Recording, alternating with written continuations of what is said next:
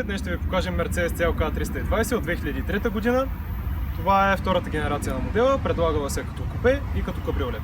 Да, както знаете, ние с Ники харесваме повече кабриолетите, но купето е изключително елегантно и красиво и затова решихме да ви покажем него.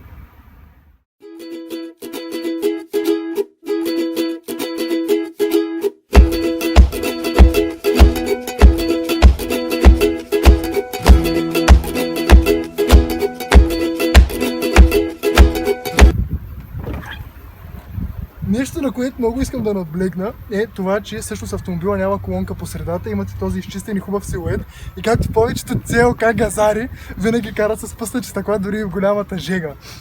Както виждате, че колана е интегрирана в задния панел, като при повечето кабриолети. И сега като дам на контакт, ще излезе ли? Излиза, ето. Взимате си коланчето, закопчавате го и се прибира. Интелигентна работа, все пак карате Мерцедес. Сега ще ви покажа какво означава да караш Мерцедес. Следете внимателно.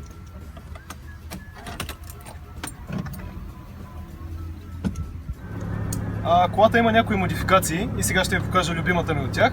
Ето тук има едно копче, което на пръв поглед е съвсем обикновено, част от интериора, но всъщност прави нещо много интересно. Следете сега. Това е звука на колата по принцип. Когато цъкнем копчето обаче, изчакваме малко.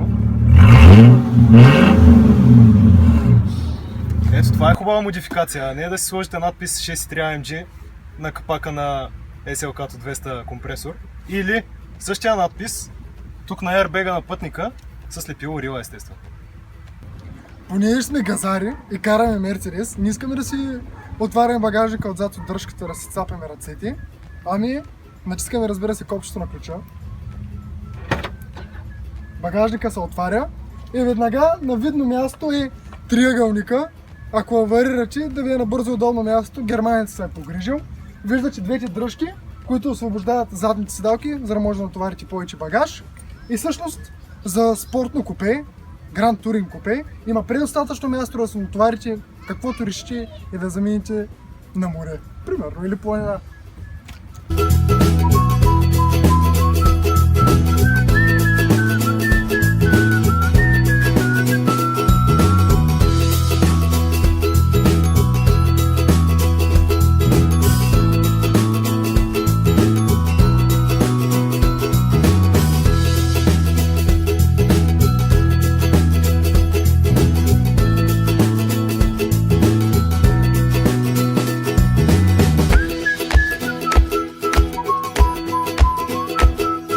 Вече сме вътре в колата и нека да започнем с нашия така наречен тур със собственика ето тук.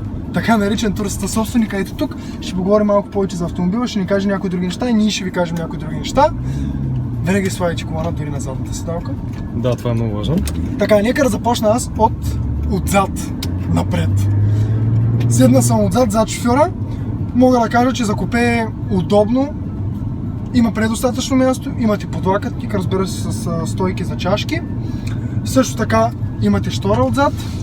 Да, Николай затвори шибидаха. Да, за да ни виждате по-добре. Точно това изпълнение на CLK е натоварено с адски много екстри. Колата, която днес ви показваме, е с 3.2 V6 двигател, 218 конски сили, разбира се, назадно. Да, и всъщност в момента се качихме на пътя за Златни пясъци, който е малко по-разтоварен, отколкото движението в града, за да разберем всъщност как се държи колата на пътя, как се усеща и така нататък. Ти какво ще кажеш? Какво ти е мнението за колата като собственик? Какви сте наблюденията? Реагира ли добре на гъста? Окачването, как е, спирачки и така нататък? Доволен ли си? Всичко по колата работи изправно. На мен ми харесва усещането на колата, на двигателя. Двигателя е пъргав, макар и да е голям и атмосферен. Спирачната система е изправна.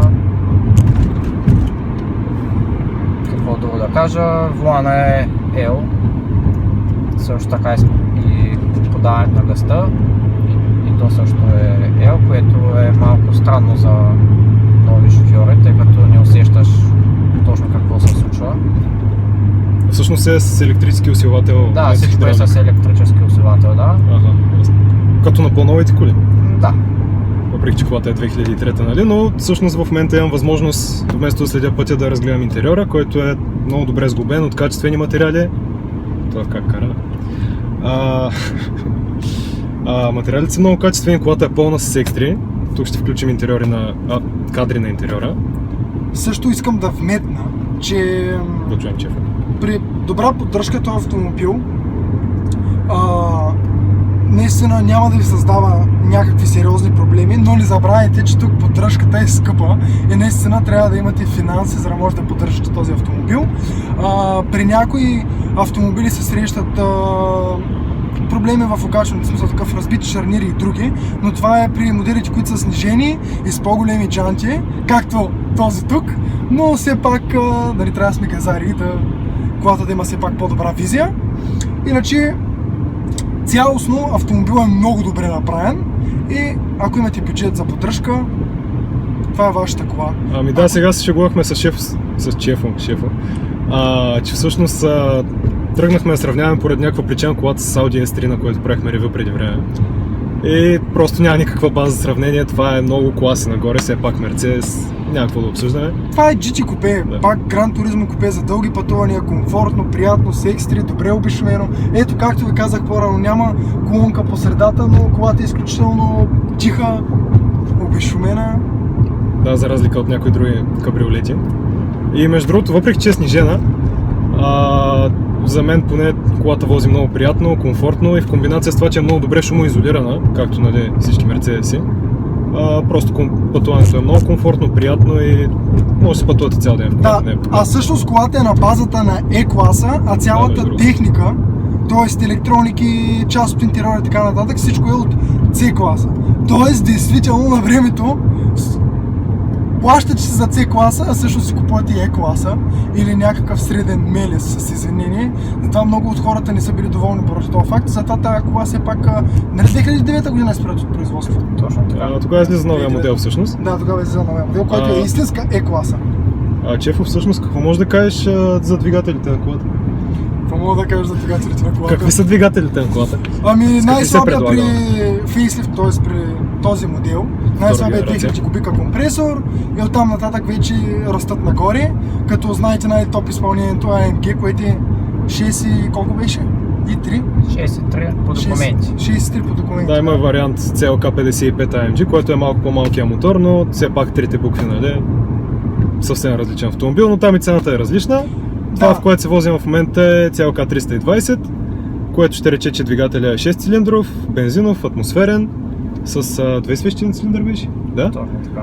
Но като цяло е много надежден, много качествен мотор, нали, направен от Mercedes и собствениците са много доволни. Здрави мотори, изкарват много и е 218 конски сили, което... Другото, което искам да вметна също е, напълно че достатъчно. ги има и с дизелови агрегати.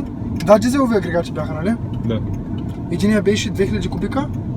2000, да, 2007 е малки и всъщност 2007 2006 някъде вече Mercedes сменят на цялата си гама автомобили брандирането малко. Всъщност същия този 2007 мисля, че първо го кръщават 320, Точно така. а след това вече слагат новия мотор, нали? Така, показахме Mercedes CLK 320 от 2003 година. Колата е красива, елегантна, предлага сравнително добра динамика и всичко това е на добра цена. Да, добра цена, но имайте в предвид, че това е Мерцедес. Цените варират между 7 и 15 хиляди, дори нагоре, зависимост от екстри, двигател и година на производство. Да, например от 2003 до 2006, като направите търсене, има около 200 оферти в момента на българския пазар. Но естествено, както винаги, не трябва да си купувате най-евтината кола, понеже тя няма да е добре поддържана. Точно така. И ще променим малко формата на видеята, т.е. буферите прости, че са в отделно видео, което ще пускаме на следващия ден, така че абонирайте се, subscribe. Да, всъщност абонирайте се за канала, харесайте страницата в Facebook и по този начин няма да изтървете видеото с бупарите и пародиите и така нататък. То ще излиза в 12 часа на следващия ден, след пускането на ревюто. За да видите пълни прости и глупости, които може да имаме в нашата глава. И така, чао и до Това е утре. всичко от нас. За сега. До утре, до утре.